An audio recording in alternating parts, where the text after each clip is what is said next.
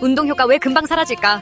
운동을 하고 나면 몸이 한결 가벼워진 느낌이 듭니다. 땀도 나고 잠시 동안 컨디션이 좋아진다는 걸 느끼죠. 하지만 이런 효과는 오래가지 않고 금방 사라집니다. 몇 시간만 지나면 다시 피로가 몰려오고 허기도 쉽게 찾아옵니다. 많은 사람들이 이런 경험을 하며 의문을 가집니다. 운동은 했는데 왜 효과가 유지되지 않을까라는 질문이 나오죠. 이런 현상은 의지나 운동량의 문제가 아닙니다. 오히려 몸이 반응을 오래 유지하지 못하는 구조에 더 가깝습니다. 몸의 반응이 잠깐만 이어지는 이유.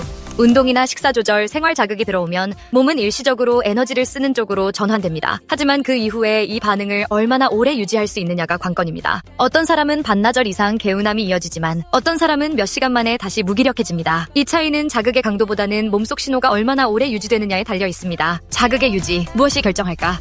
운동을 통해 만들어진 대사 신호가 금방 사라지는 이유는 무엇일까요? 여기에는 몸의 신호를 오래 붙잡아두는 힘이 부족하기 때문입니다. 신호가 오래 유지될수록 체감 효과도 길어집니다. 반대로 신호가 빨리 꺼지면 금방 피로해지고 무기력해집니다. 피페린 왜 주목받을까?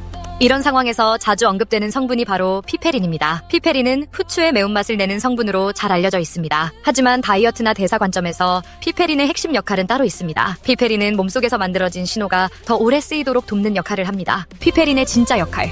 피페린은 새로운 반응을 만들어내는 성분이 아닙니다. 이미 만들어진 반응을 더 오래, 더 충분히 쓰게 해주는 성분입니다. 전문 용어로는 생체 이용률을 높인다고 표현합니다. 즉, 신호가 그냥 사라지지 않고 끝까지 활용되도록 도와줍니다. 간에서의 피페린 작용.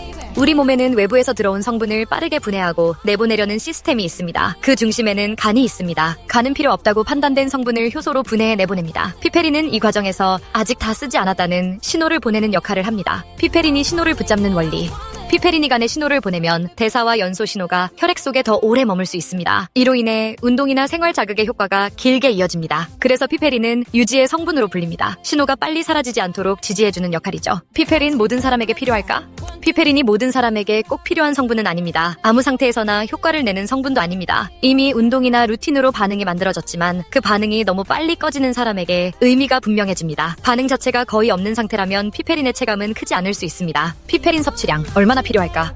많은 사람들이 궁금해하는 질문이 있습니다. 하루에 피페린을 얼마나 먹어야 할까라는 점입니다. 피페린은 소량에서도 작용하는 성분입니다. 일반적으로 하루 5부터 10mg 정도가 권장됩니다. 섭취량을 넘기면 생기는 문제. 이 범위를 넘는다고 효과가 더 커지지는 않습니다. 오히려 위장 자극이나 속쓰림, 과한 자극감이 생길 수 있습니다. 그래서 적정 범위 유지가 중요합니다. 과하게 먹는 것보다 적당히 섭취하는 것이 더 안전합니다. 음식으로 피페린을 섭취할 수 있을까?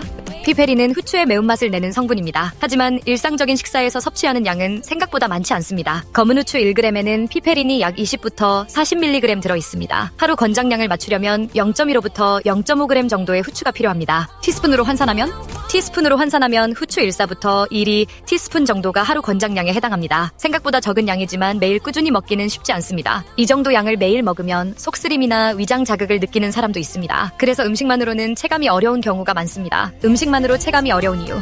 후추에 들어있는 피페린은 조리 과정에서 일부 손실될 수 있습니다. 또한 개인의 소화 상태에 따라 흡수율 차이도 큽니다. 매번 같은 양을 정확히 섭취하기도 어렵습니다. 이런 현실적인 이유 때문에 음식만으로 피페린 효과를 체감하기는 쉽지 않습니다. 피페린 어떻게 이해해야 할까?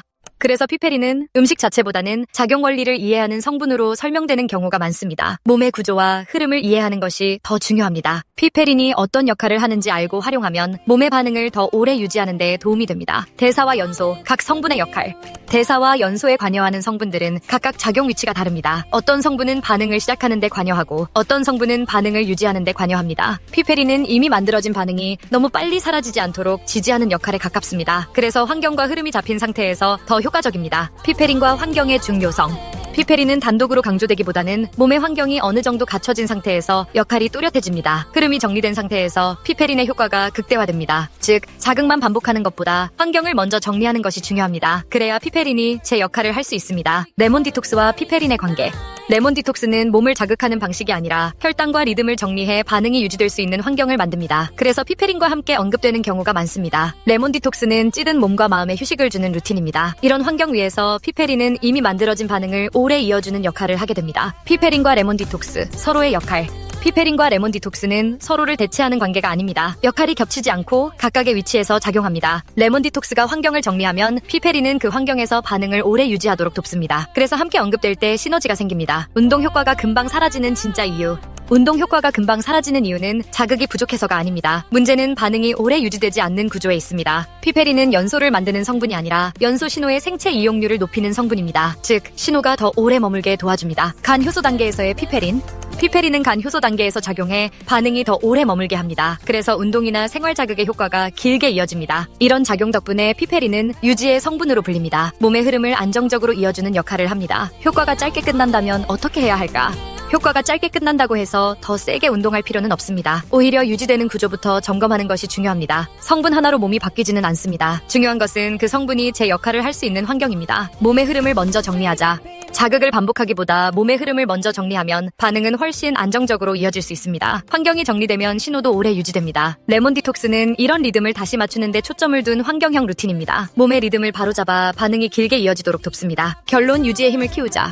운동 효과를 오래 느끼고 싶다면 자극보다 유지의 힘에 집중해야 합니다. 피페린과 같은 성분은 그 유지력을 높여주는 조력자입니다. 환경을 정리하고 흐름을 바로잡으면 몸은 더 오래 개운함을 유지할 수 있습니다. 새로운 자극보다 구조의 변화를 먼저 생각해보세요.